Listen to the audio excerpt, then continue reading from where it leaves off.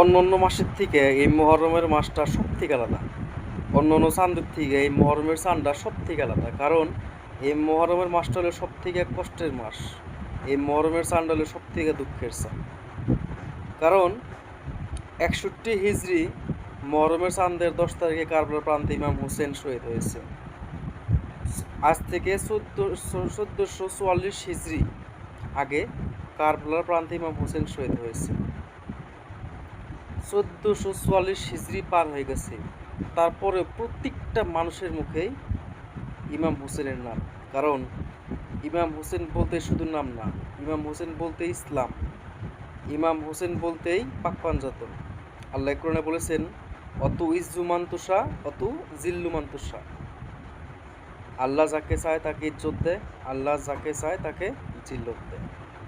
আল্লাহ বলেছেন, যাদের অন্তরে পাকপাঞ্জাতনের প্রতি বিশ্বাস নাই সে যেন আমি আল্লাহকে না রাখি। আল্লাহ কোরআনে বলেছেন, হুসাইন মিন্নি ওলা মিনাল হোসেন আহব্বাহুম মান আহব্বাহুম হোসেন। আমি হতেই আমার হতেই হোসেন, হোসেন হতেই আমি।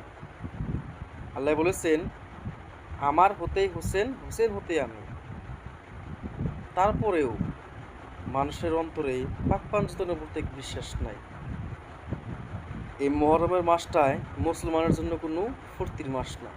এই মহরমের চাঁদটা মুসলমানের জন্য কোনো ফুর্তির চাঁদ না।